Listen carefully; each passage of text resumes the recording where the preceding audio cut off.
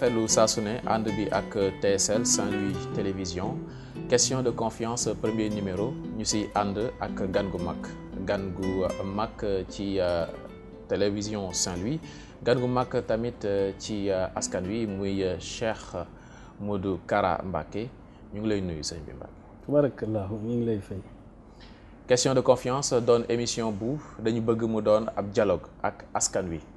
ndaxte jàpp nañ ne ci jamono bi ñu toll bokk na ci jumtuwaay yi gën a am solo wala jumtuwaay yi gën a mag ngir dialogue ak sa askan maanaam wax ak ñoom lu nu mel ne émission télévision rawatina nag bu dee laaj dina doon laaj yu am maana laaj yu am solo tontu yoo tamit mel noonu la ba tax question de confiance doon émission bu ci ñeent fukki simili ak suñu gan dañ leen di gën a xamle ak moom gën leen xamle ak ay mbébétam gën leen xamle naal yi nga xam ne moom la tëral ak fa mu jëm ban conception la am ci réew mi ak fan la bëgg jëme réew mi lan la gis ci pouvoir bi muy wut bu ko amee ba pare nan la koy jëfandikoo ak ñan la siy àndal. Cheikh Modou Kara Mbacké bu ñu tàmbalee li nga xamante ni moom mooy émission bi d'abord dañ ci jox benn question bateau muy mel ne portrait robot tey boo doon def sa portrait robot yow lan ngay wax askan wi. baadal azbala bismillah wa ala millati rasuli wa manhajil qadim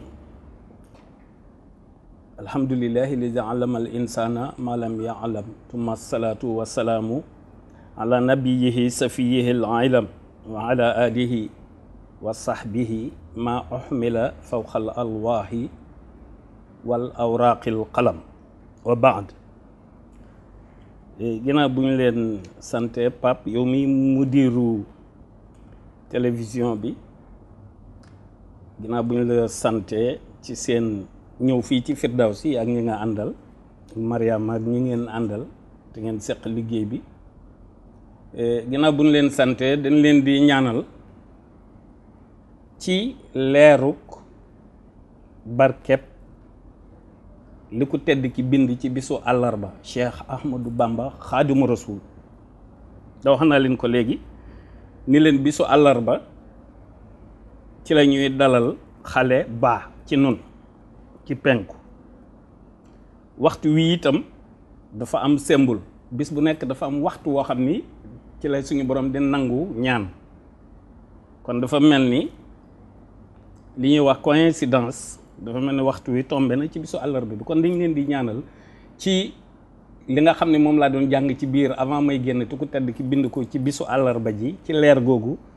ngeen réussir seen mission seen télévision fi ngeen bëgg mu egg fa amiin portrait robot bi nga ma wax nag physiquement yaakaar naa ni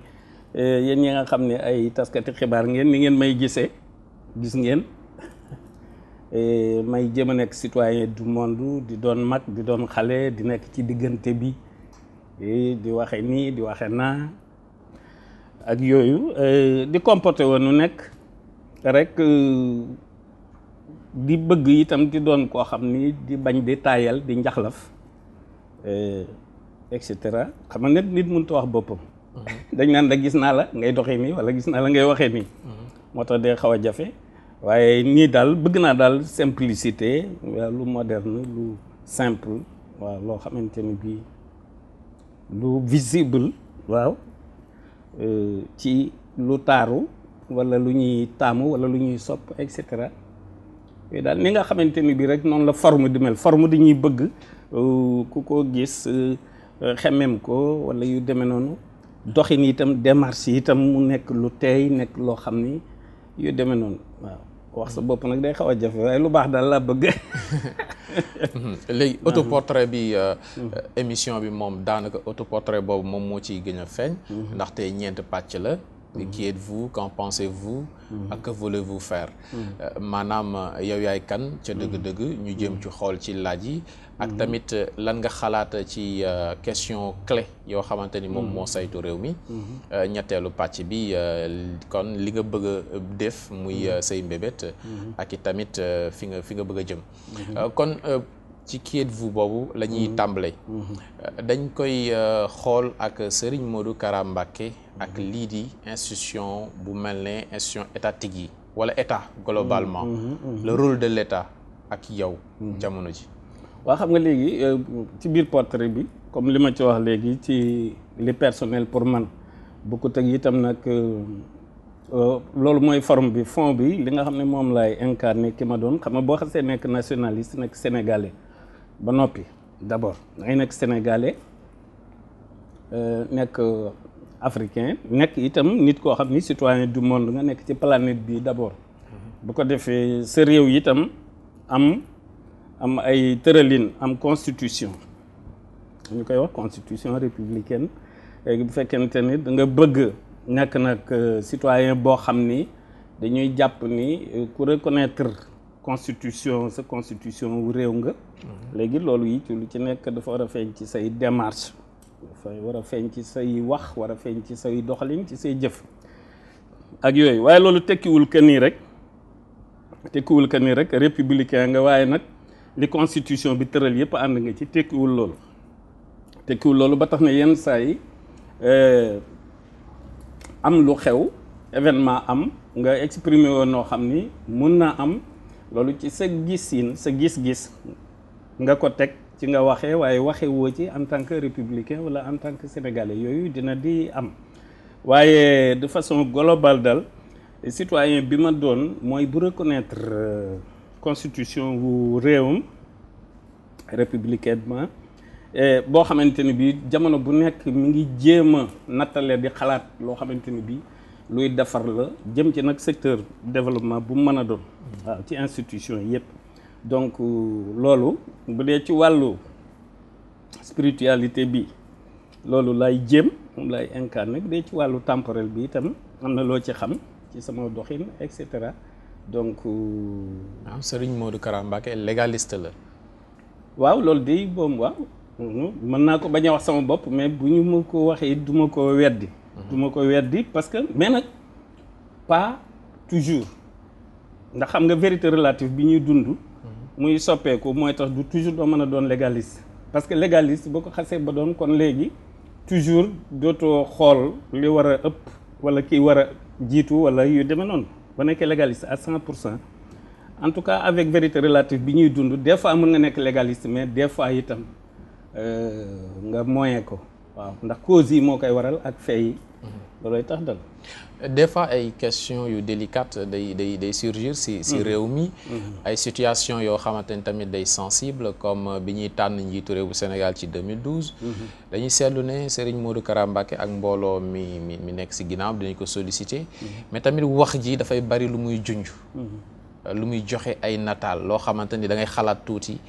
pour firi wax ji loolu sa méthode la wala dafa am lu ko imposer. waaw loolu mooy vérité relative bi ma la wax parce que léegi bu fekkente ne xam nga des fois ñu xëy defe ne jant bi day génn mu niis nga naan tey dafa niis xam nga loolu dafay am vérité relative moo demee noonu li ngay añee tey mën na bañ a bokk ak li ngay reere mbaa li ngay añee suba li ngay sol tey la même chose loolu mooy tax nag ñaare samay wax li ciy bari ma koy lëm gi itam loolu li ñu ciy jublu ci li ñu jàngal maanaam xel bi ko yàlla joxe nit dafa bëgg muy liggéey bu nit waxee dara te nit a ko wax comme yow comme nit a ko wax rek ak lu mu ko lëm war ngaa mën a lijjanti ba xam li mu wax lu cay njariñ ak lu tuddul njariñ loolu itam pour liggéeyloo xel yi la li ciy ëpp itam duñu ko ci jublu sax waaye nit ku nekk ni la yàlla bindee xaj na façon boobu loolu yàlla bindee suñuy wax li ci ëpp mel ni dañuy nuancé wala yu demee noonu waaye jubluwuñ ci kenn bañ a xam li ñuy wax déedéet ndax loolu itam nag di wax te bëggoo ko xam li ngay wax loolu xam nga yenuwul maanaa donc loolu mooy tax lu ci bari suñuy wax dañuy junj rek waaw ndax itam comme ay borom xel lañu koy waxal yàlla sax buy wax ci alquran def naan borom xel yi lay waxal bëgg ñu analyser li mu wax étudier ko ba xam ban résultat lañ ci gis wala lu ñu ci mën a jariñoo yenn saa itam jëf yi ëpp doole wax ji ci lu mel ne mbiru Cheikh Béthio Thioune dégguñu la si trop waaye gis nañ nga def si benn jëf loolu jëf boobu lan la pourtant wax naa ci sax jëf ji mooy ni nu ko Serigne Touba diglee rek waaw daf ni ñun ñi ko yaakaar dañoo war a soppante ba noppi waaw wóolonte tey jàppalante bokk xalaat bokk jëmuwaay daal loolu Serigne Touba mënu ko digal waaw kooku muy Cheikh Béthio muy beneen seex bu mën a doon wala ku mën a doon loolu lu Serigne Touba def ci noonu la ba pare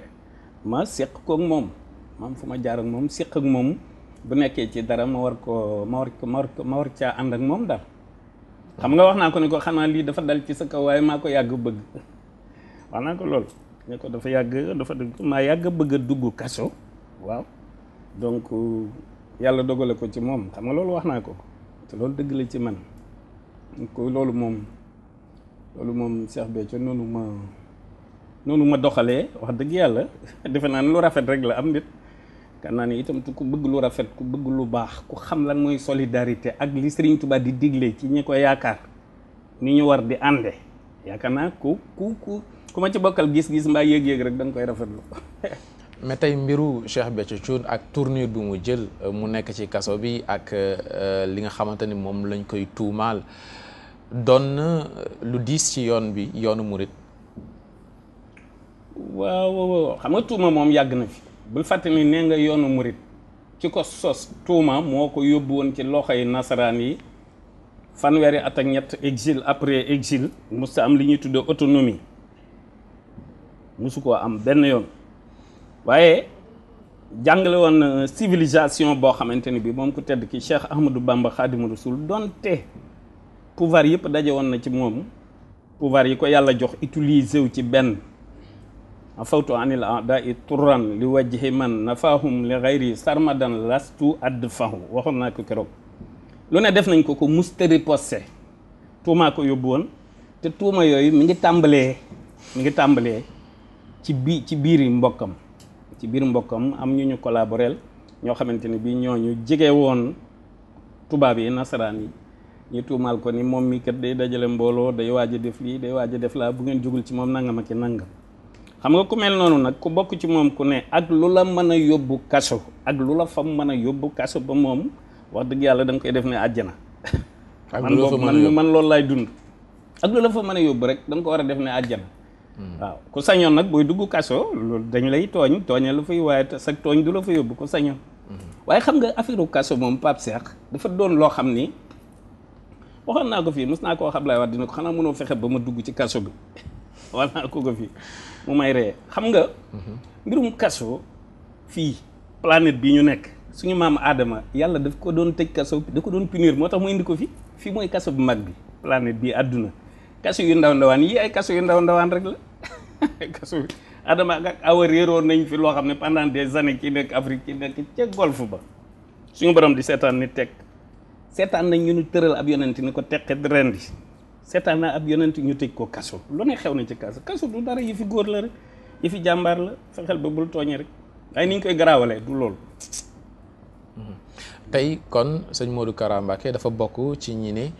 justice bu Sénégal na def liggéeyam na leer verdict bu mënti am ñu ànd ci. justice Sénégal moom awma lenn lu ma leen di conseiller parce que wax naa leen ni la du premier au dernier article de la constitution sénégalaise amul fenn fu ñu naan yàlla nangam comprendre donc kon nan laay mën a taxawee naan justice bi lu mu def ma andi ci loolu yenuwul maana justice bi nag bu tëralee dara képp koo xam ni citoyen nga la ñu tëral bu fekkente ni événement am na dara xew-xew am na ñu war la caa atte la ca c'est parce que ñun ñoo accepté constitution bi loolu mais au moins lu ma leen di conseiller ci lu ñuy def ak lu ñu dul def parce que dafa am constitution suprême qui est le Coran al-Qur'anul Karim léegi bu fekkente ni réew mi jullit yi ñoo ëpp pourquoi mënuñoo seet premier article ñu def ci loo xamante ne bi yàllaa ko wax pour loolu mën a justifier sunu ngëm gi ni dañoo gëm yàlla te ay musulman lañu pourquoi loolu amul. sëñ Modou Kara àndul ci laïcité. déedéet waxuma loolu Pape ñëw ma la ñàkk ma cee ànd xam nga su ma ci àndul woon damay exiler su ma àndul woon ci yi fi xew nii damay exiler waaw njaboot gi am naa ay rakk yor doom yu mag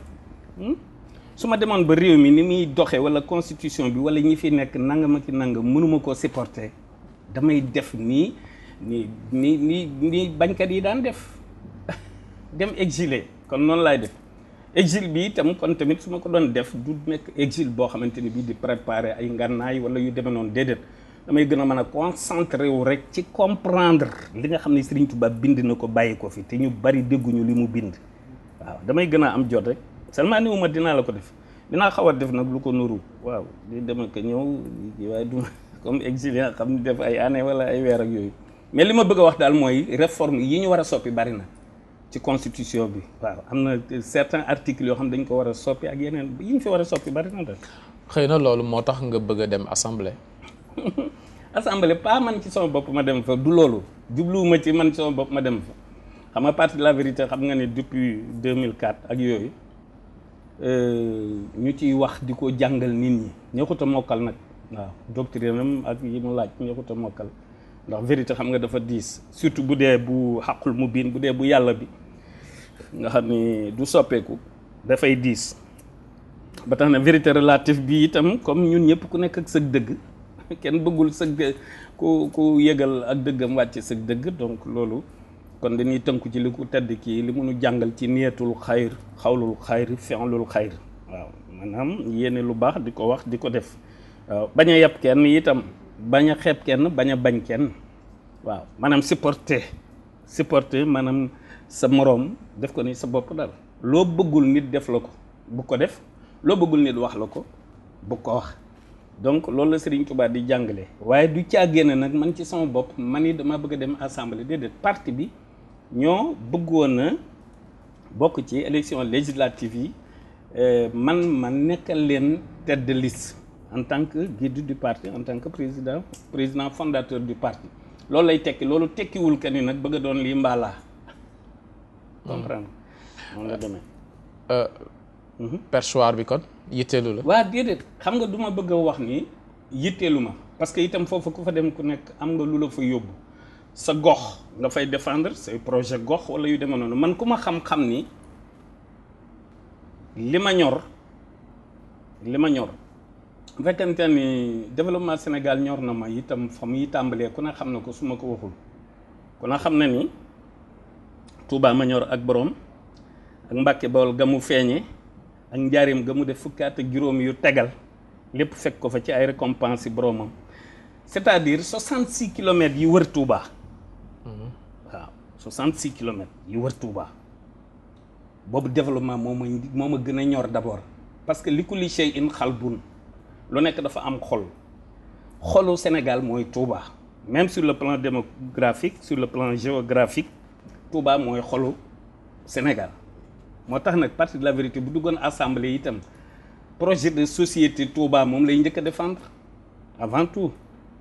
waaw ndax mbay ci sa wew tànk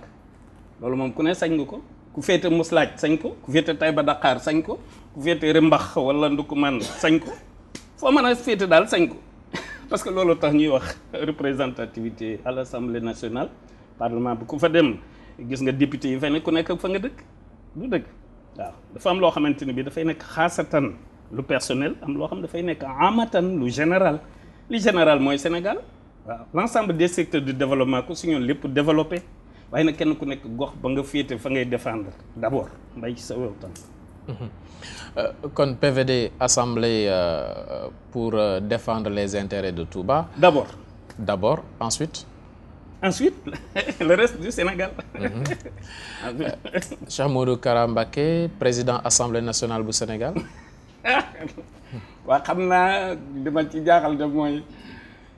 tur wi de moom dégg géeg yooyu ma ci jaaxal de tur wi dégg géeg yooyu de moo ma ca xaw a jaaxal. waaye Cheikh Ahmadou Kara Mbacké l'esclave de Cheikh Ahmadou Bamba Khadimou Rassoul boobu daal bu duggee ci sama nopp moom moo may gën a yëngal waaw xam nga am na certaines questions yoo xam ni dooni waaw dooni déet xam nga mooy ci li ñu doon wax léegi ca début ba waaw bàyyi xel yi ñu xalaat waaw waaye daal ci sa mission ak li nga bëgg ci Sénégal li nga bëgg ci Touba dina am solo pour yow nga teg tànk assemblée yow ak ñi nga àndal waaw teg tànk xamoo dem ñaar la nekk itam ñaar la xam nga nekk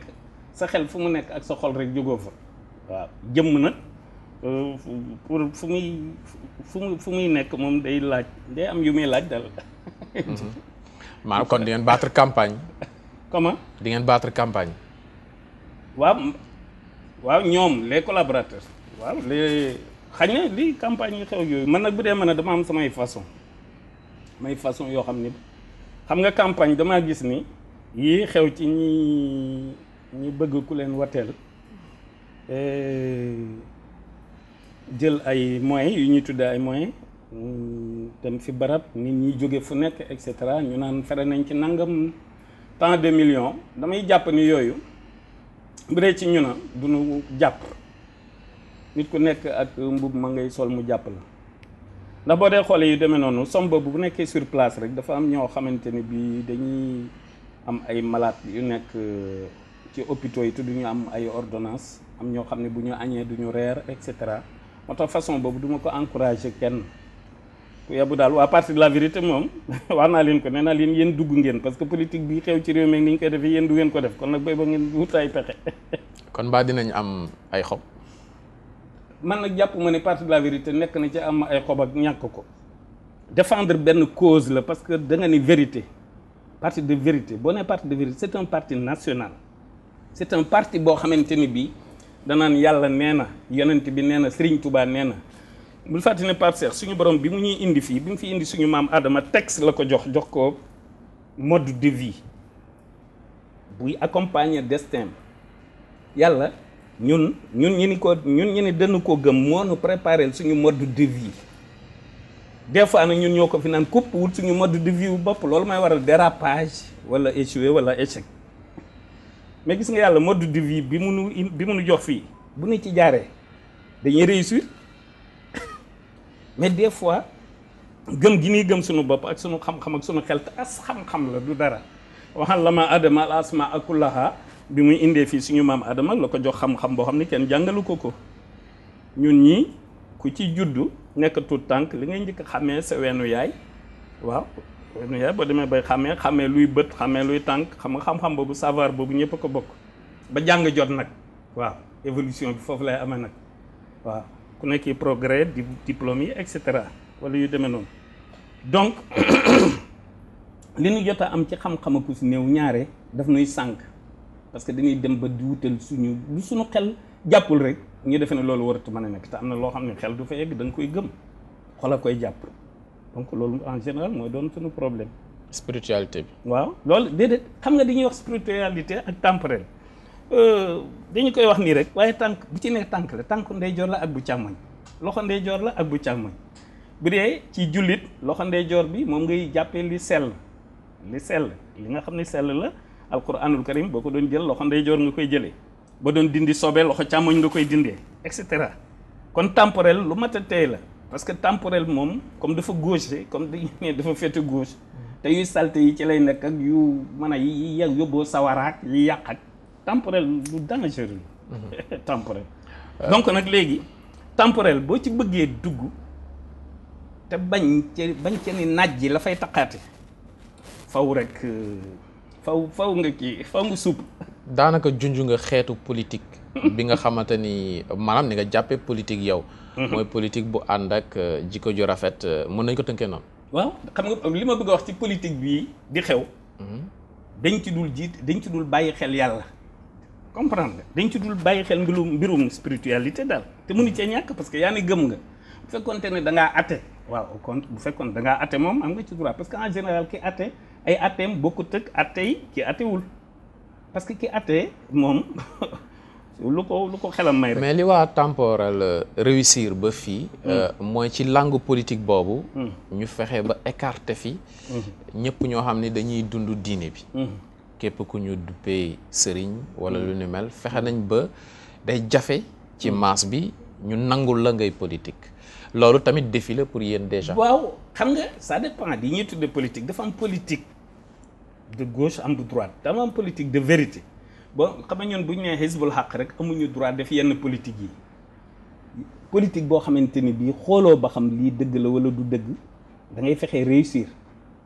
xam nga mën nga dem fenn dajale mbooloo nii fii am na lu fi war nangam ak nangam su ngeen ma falee dinaa fi def nangam ak nangam ñu fal la lépp doxe fi tàbbi géej boobu politique boobu politique Hizbul Haq bu ñi mu ta wax yu demee noonu ak di diggaate kenn dara wala yu demee noonu comprendre ñun politique de vérité la ñuy wax xoola ñun li ñuy def nëbb wu ñu làq wuñu Serigne Touba ca exil bële ca gànnaar fa la binde dawlatul baatil ak dawlatul xaq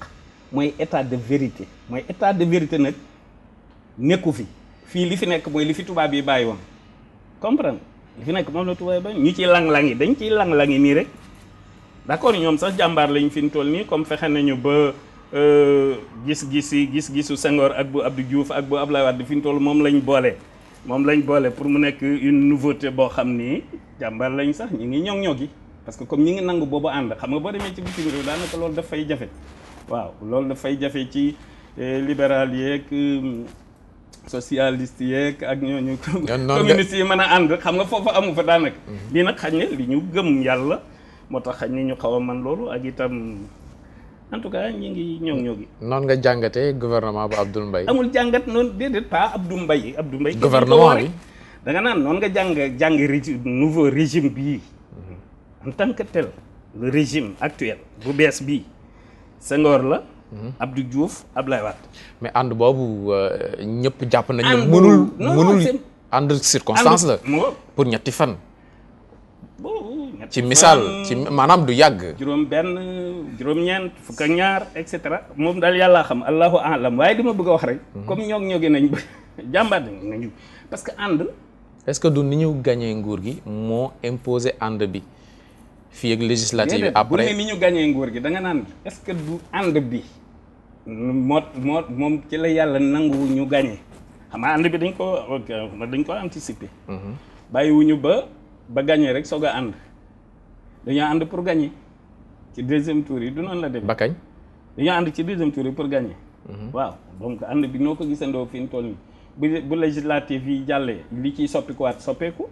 beneen ànd taxawaat. waaye loolu yëpp daal encore une fois Pape Cheikh man li ma leen di conseiller ñoom ñii fi toog li ma leen di conseiller ñu xam ni te nangu ko ni Serigne Touba yemut ak kenn Touba yemut ak fenn waaw loolu daal bu ñu ko doxee waxee ko jëfe ko réussir bu ñu ko waxewul jëfewuñu ko duñu réussir sama baat ca kaw parce que Serigne Touba yemut ak kenn Touba yemut ak fenn Serigne Touba yemut ak kenn maa ngi ko wax spirituellement ci cadre spirituel ba noppi am ay argument yu leer ñun ñëpp nu am ko 84 la ñu woon ci bureau ba fa Ndar 83 yëpp signé la leen tubaab ba signé loo mu gàntal signature ba looloo ko yóbbu woon xam nga loolu moom du lu ñuy kii lu leer naññ la Touba sur le plan démographique et géographique yemut ak fenn ci Sénégal ci dayoo ak i dëkkoo loolu faw ñu def ko ci seeni bopp ca teel bu ñu ko ci deful mënuñoo jaar fenn ba réussir man Modou maa wax loolu sama baat ca kaw nii la demee de Pape. tey sa rapport ak nguur gi particulièrement président Macky Sall. waaw moom xam nga day soog a toog te bi mu toogagul fekk nañu gëj a gisee bi may jaali si fii Soxna Khady ànd ak Ibrahima Sall ak kii Mahmoud Saleh ak yooyu te xam naa astaghfirullah man lu ma neex nag laay wax fi mu toll ab télé ak leneen laa ceemale gis nga boo wax jotee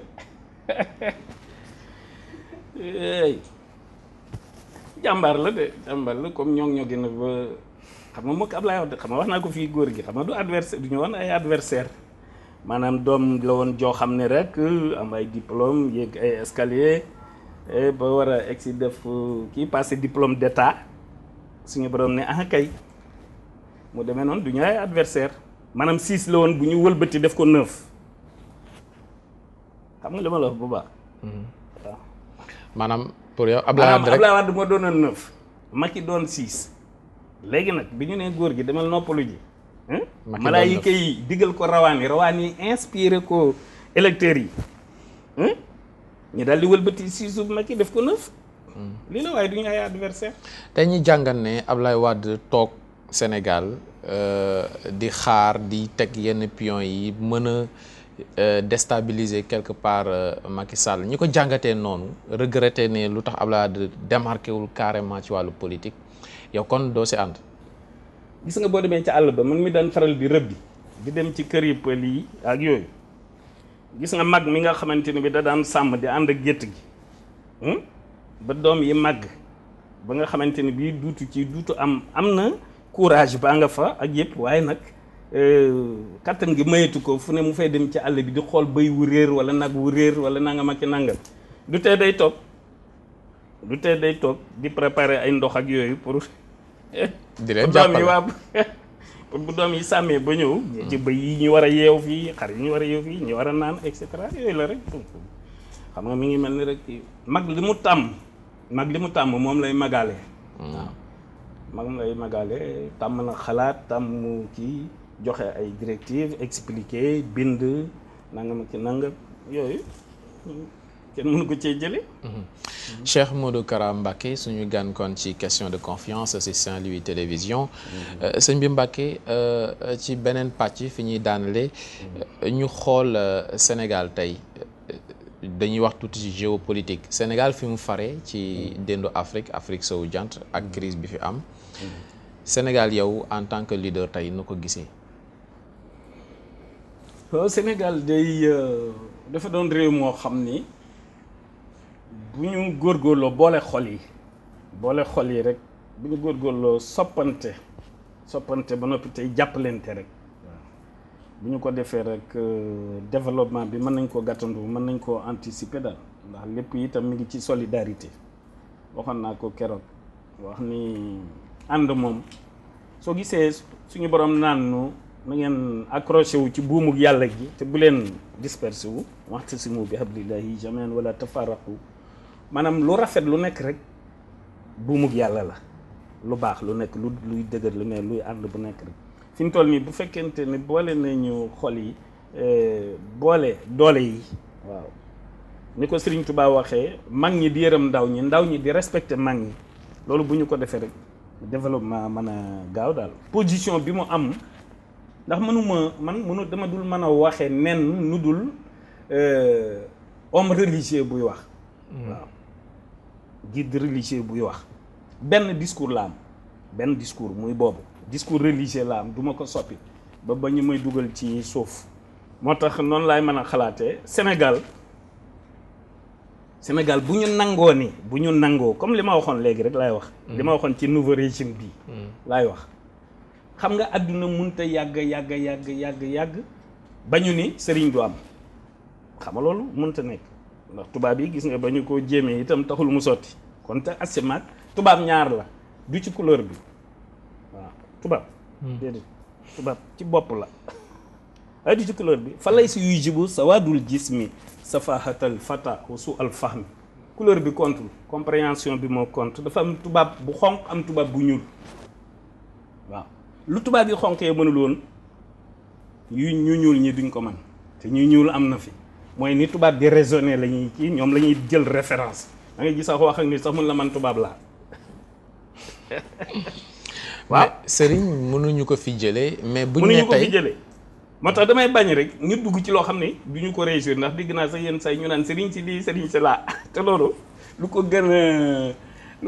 gën di ay kii ay njuumte parce que une fois que nga ne sëriñ tout court rek généraliser nga te ay catégorie lañu mi ngi mel nii rek maanaam ñi jàng nasaraan ni ñu doon ay médecins yi fii juristes yi fii et cetera du dëgg donc ñun ñëpp mën nañoo doon ay nit doon ay Sénégalais ñii mën nañoo doon ay intellectuels jàng nasaraan mais branche yi du bokk kenn ku nekk ak sa diplôme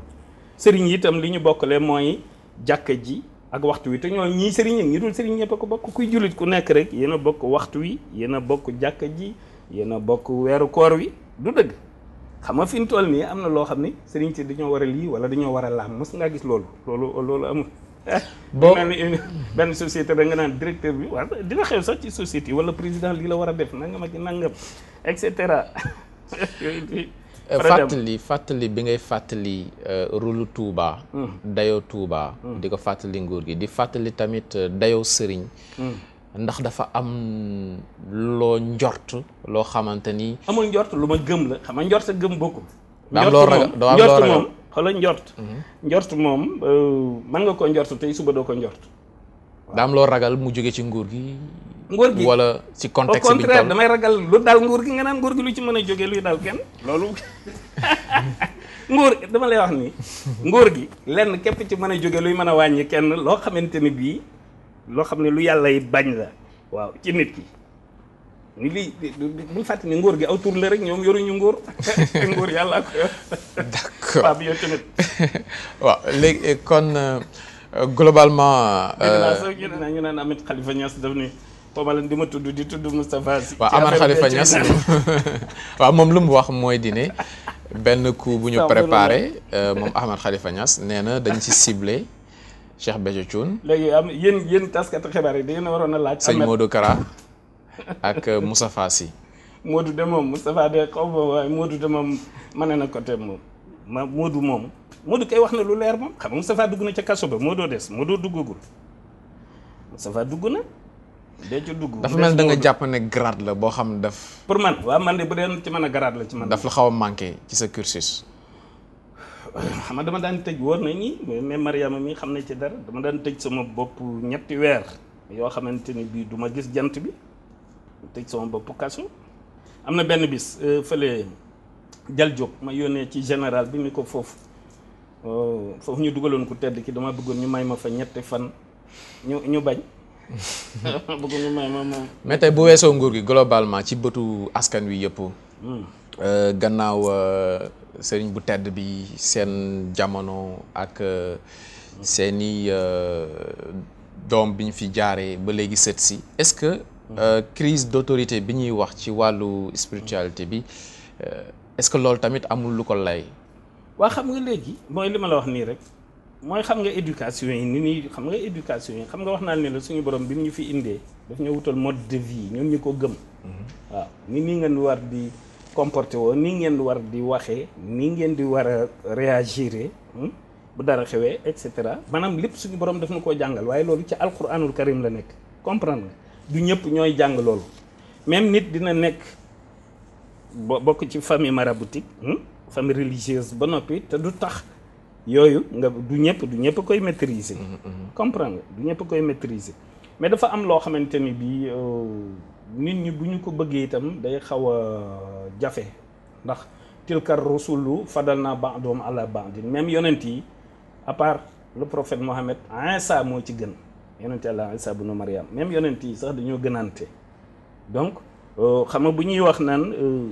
di tudd démocratie naan dañoo war a yemale ñëpp ak liikiti la xam nga loolu mënta nekk bu doon loolu kon directeur de société du ëpp salaire ña ca des xam nga yooyu ay kii la rek dañoo war a yemale ñëpp ak nangam ak nangam ñëpp mënuñoo yem parce que yàlla diful loolu xool ñun ñi da ngay gis kii ñu naan dafa am taxawaay dafa njool taille long ñu naan kii dafa gàtt kii dafa ndaama nangam ak nangam loolu nit ñi mënuñoo yem donc crise d'autorité naam faw muy parce que li tax mënut a ñàkk ci sunu jamono ji mujjug jamono la ñu nekk te li ëpp ci référence yi dañu koy jëggaan yi ca bitim réew ci occidentaux yi comprendre nga te loolu ñun est-ce que li ñuy jëggaan wala di ko toppandoo di ko gis ci télévision yi est-ce que loolu waaw dëppoo na ak suñu culture waaw xam nga yooyu yëpp daf cee nekk loolu moo tax nag en général atmosphère bi nga xam ni mooy dégagé wu foofa ci événement ya fay am ngelaw li di ko indi fii di jeexital ci yenn yi ci suñu quotidien xeetu nguur bi nga fi wax muy nguur boo xamante ni dafay ànd ak spiritualité boobu dañuy am tuuti problème pour situer ce parti opposition pouvoir non aligné nga bokk non xam nga ñun ñoo nekk centre farewoo leen fenn ñun ñoo nekk ci centre bi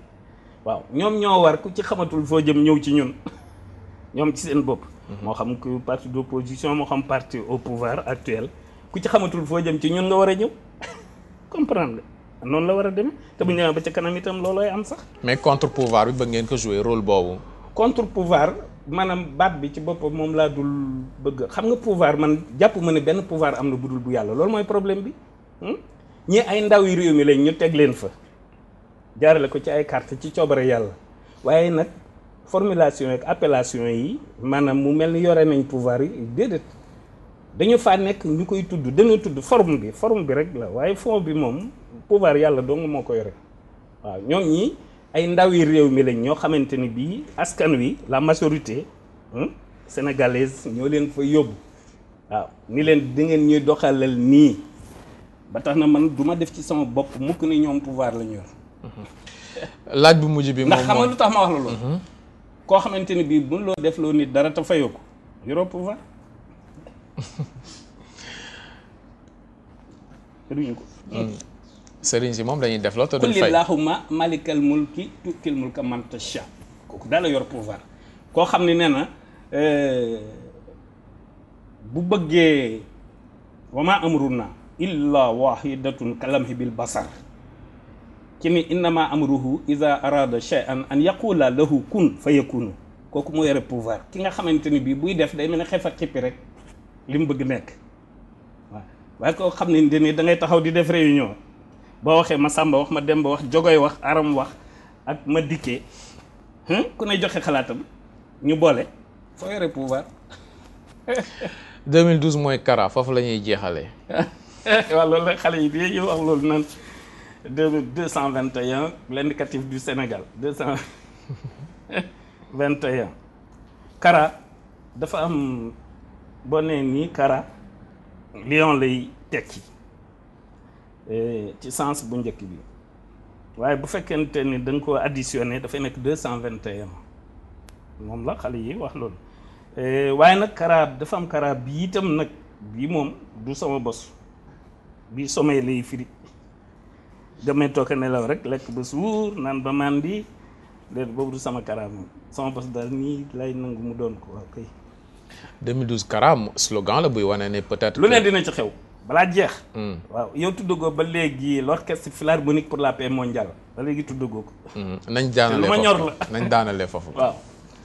lu ma ñor la révolution musicale la Serigne Touba moo nu jàngal mélodie ak rythme li ci dëkk sawara ak li dëkk àjjana ñun ñuy fexe ay mélodie yoo xamante ni bii ñi inspiration bi dafay nekk ilham super inspiration lay doon ndax defe naa ni sax bala ngaa dem defe naa ni Mariama mi sax war na koo am war na am mélodie bi nga xamante ni bii ci touche blanche rek lañ ko def en piano amul touche noire boo ko dégloo rek moo xam ne mélodie bu doy waar la waaw te li piano bi wax Serigne ku tedd ki lay sant Serigne Touba lay sant jërëjëf Serigne Touba xam naa ni Xaadim na leen ko tegal l'orchestre philharmonique pour la paix mondiale li tax ma tuddee leen ko noonu mooy Serigne Touba moo daan signé wasalaamu ala mani tabahal huda nee na kii am jàmm mooy ki jaar ci yoon woo fa jëm ki jaar ci yoonu njub léegi nag loolu moo tax ma créé leen ko xale yi ñu bëgg nag bis bu ñu demee ba nekk ay professionnel fu nekk ci àdduna bi ñu mën a xamle foofa kan mooy Serigne Touba ak lan moo di œuvre am.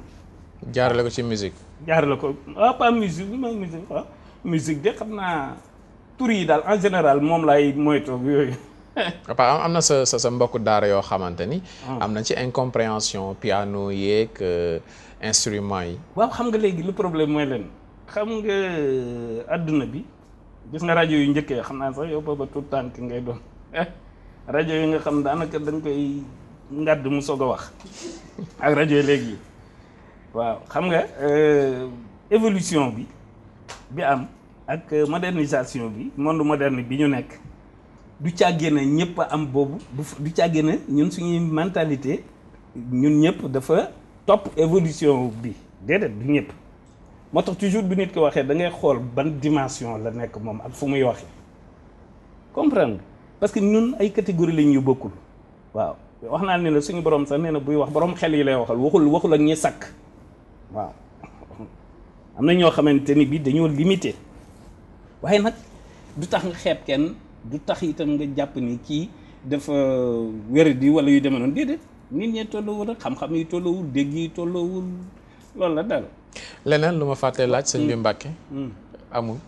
lu mu bëggoon wax particulièrement waaw man ci sama bopp li may bëgg wax particulièrement yéene ko sama bopp yéene ko ñëpp mooy Sénégal xam ni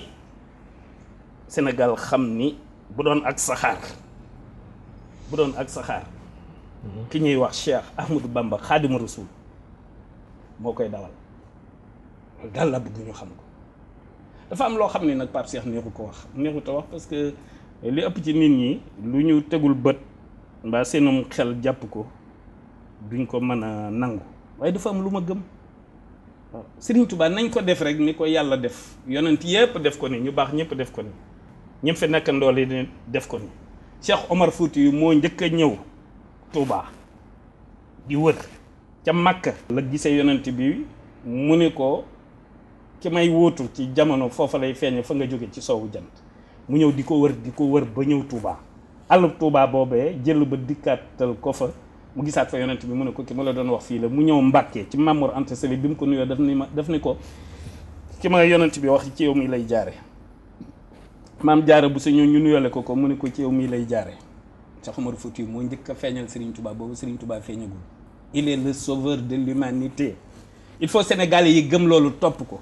nekkul ci nii mbaa naa waaw mbaa fekk koo xamante ni bi nee nga mooy sa kilifa rek nga jël ko di ko yóbbu foo xam ne am nga ci droit waaw ndax kenn mënut a yóbbu nit fu ko yàlla yóbbuwul waaw Serigne Touba dafay jàngale ni fi coono tàmbalee mooy fekk ku yàlla yëkkati nga bëgg mu wàcc nga bëgg ko wàcce wala fekk mu wàcce nga bëgg mu yëg ku nekk nag am nga droit duufal sa gàtt wala saw nag ni ko feeskat yi waxee waaye Serigne Touba daal la mu ni boromam jotta bi mu faralidin lanaa faaxal jumal xutta lanaa mox jëla jëy seen wa amal nee na suñu borom gis naa ni bi ngay récompenser ñi nga élire ñëpp ñoom ñëpp boo leen joxee li nga leen di jox mel man képp li nga ma jox maa leen ëpp maanaam dadul moroom xel sax waru koo xalaat te Pape Cheikh bu dul dara itam bu dee ci Zaïre képp xoolal Touba gi ñu wax léegi sur le plan démographique et géographique dëkk boo xam ne mi ngi toll ci téeméeri atam boobaak léegi xoolal ni mu développé presque 3 millions d'habitants dëkke ko mu am événement annuel boo xam ne fu nekk dans les 5 continents fu nekk nit ñi di fa jóge di fa ñëw xoolal li ñuy recevoir ci ay milliards par an moo xam nañ ni parti de la vérité bu duggee assemblée Touba soppeeku kooku kenn amul sax luy ki Touba soppeeku dafa war a nekk province bu autonome waaw loolu la yellool ay communauté rurale ak ay yooyu yëpp dafiy jóg titre foncier bi doyatul titre foncier bi rek loolu base la référence la moo war a xam loo ni ci liiraam ci ñeg bi la jëm mais waxi état quand même état may wax nga naan Pape li nga Pape naan ma waxi état ñii laay wax nga naan lan dama ne nañu xam naka la waaw bala muy timpi tàmpa li ma wax kee leer na nañ teel a xam naka la loolu laa wax see Touba maslaaw ma ji Touba ne masla ñoom ñii xam nañ ni loolu du yooyu du ma ci maslaa di ñoom ñii xam nañ loolu ndéem góor gee ko xamoon na sama ñoom Touba Pape samay wax moom dara waaw mu du daal buy wax ci leneen moom man nga ni day wax ci yeneen naan nii waaye Touba am na ay risques ñu catégoriser la comme ci nu mu xewee ci fanatisme mën nañ ne fanatisme ci fanatisme nuñ ko mën a firi ci wolof ndax Pape mën nga ma ko firi fanatisme maanaam xëy na jéggi dayoo ci xëcc bi ngay xëcc sa boor bañ a suuraale déedéet du jéggi dayoo xam nga yow boo doon jàng li Serigne Touba di wax ak yàlla li nga xanaa xam nga lan la ko xam nga loolu li ma lay wax nag baatin la kenn fekkee ko yonent bi daf ko ni yaa ma gënal sama bopp daf na ko yaa xadimi waaw yow sama liggéeykat bi waaw ahabbu nafsika min daati nafsi loolu ko yonent bi wax daf na ko yaa ma gënal sama jëmm ji sa jëm moo ma gënal sama jëm maanaam kii di bu ko ci kenn boole taxul mu bokk ci loolaa bëgg nga xam ko Pape loolu leer na nag leer na ñu ngi koy kontaan nañ trop waa gaa ñi daal moom man maa ngi yéene ñëpp li ma la waxoon rek ni ma ko yéenee sama bopp ñu teel a xam ne Serigne Touba du morom ber ko fee ni ko yàlla bere ab dëkkam du moroomu benn dëkk sur le plan spirituel comme sur le plan temporel bu ñu nangoo loolu ba noppi nag waaw déggoo nag ñëw ànd liggéey réew mi waaw ñu ngi koy jaajëfal Serigne Modou Kara Mbacké moo doon kon suñu gàntay ñu gis ne suñu responsable technique bi moom comme ci taalibe lu bokk il est surexcité yéen ñëpp ci ngeen bokk en tout cas ñu ngi non ñun ñëpp ci lañ bokk ñun ñëpp ci lañ bokk mais Pape man nag fa may waxe toujours ci biir lay doon waxewu moo fi Serigne Touba moo ne malaka ni dunya